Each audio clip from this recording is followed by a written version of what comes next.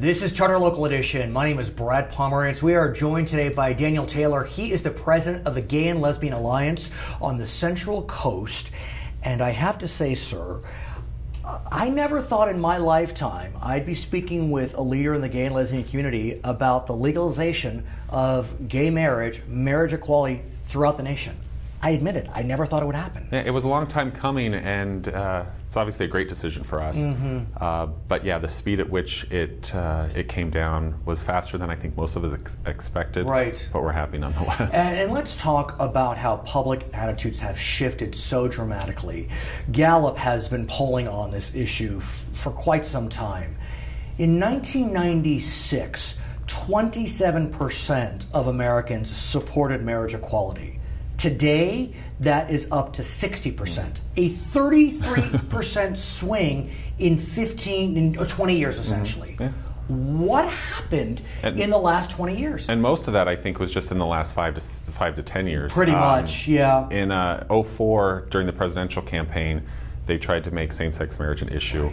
And the polls then were even around 37% for 59, 60% against. Right. And then just here we are, 10, 11 years later, and it's completely changed. I think Prop 8 had a lot to do with it. Let's talk about Prop 8, if we may. Prop 8, of course, was the decision to reverse a California Supreme Court decision legalizing marriage. Some would argue people thought they were voting yes, and it wound up being voting no. Yeah. But be that as it may, Prop 8 passed, which took away the right of marriage equality in California in 2008. Surprised many folks. What do you think about Prop 8 and how that's played into the debate 7 years later? I think it mobilized not only our community but our allies as well. We were kind of blindsided by that with the election of Barack Obama. It seemed a very progressive, liberal time, and I think a lot of people just took it for granted. Think about in California, Barack Obama took 61% of the vote. Right. And yes on Prop 8 took 52%.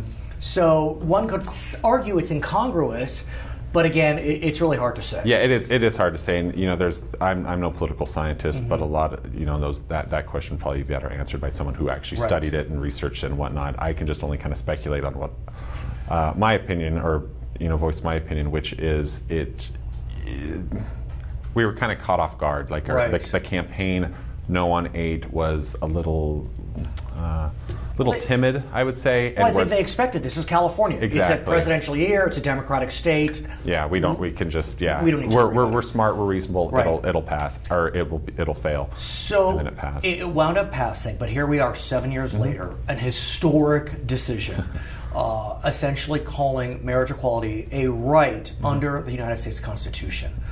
Really dig deep if you can, and talk to me about what it means to you that the United States Supreme Court has said that you're a member of the gay and lesbian community, you have the right to marry someone of your choosing, even if that person is your gender. Yeah, for the first time when I came out, I'm obviously a white male, so it's I can't really ever claim discrimination as many other minorities can, but I do identify somewhat as a minority, as a gay man. Sure. And I think now with the passage, or not the passage, but with the Supreme Court decision granting the right of marriage to everybody, I'm now a full equal citizen in the United States, and that's profound. Whereas before it's separate but equal, kind of with gays and lesbians, at least in my opinion. Now, today we're on the Central Coast in San Luis Obispo County, which is kind of your quintessential purple California county.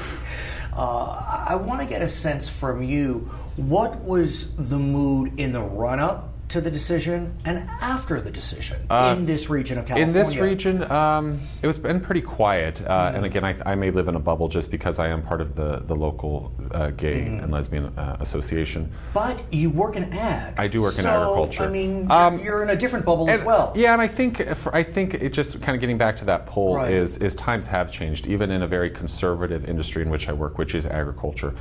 And I think it's kind of fundamental. California is a live and let live.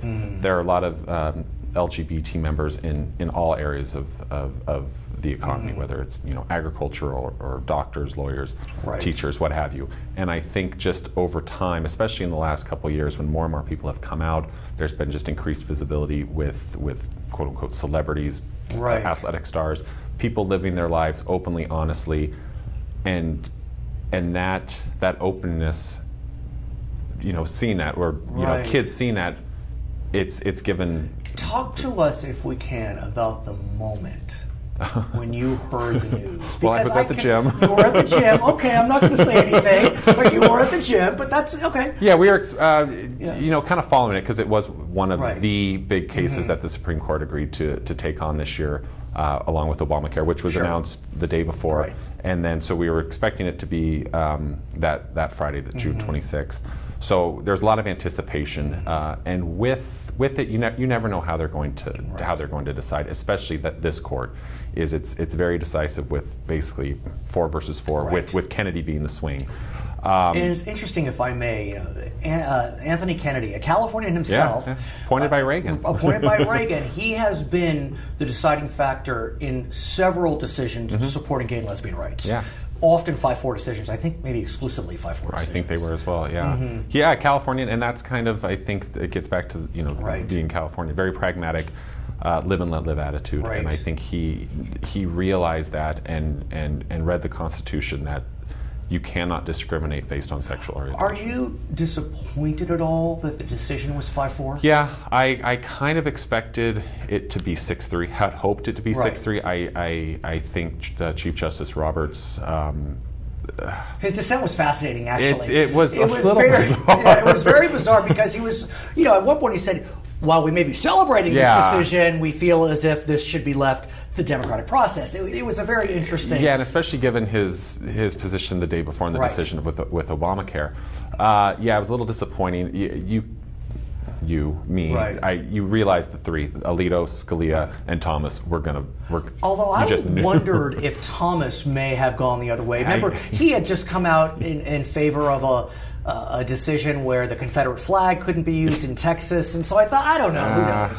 I just think he just sees what Scalia votes, and he just goes along. Let's talk about the future. Okay. Because we know there are certain constituencies that are still very upset about this decision. Often in the South. Yes.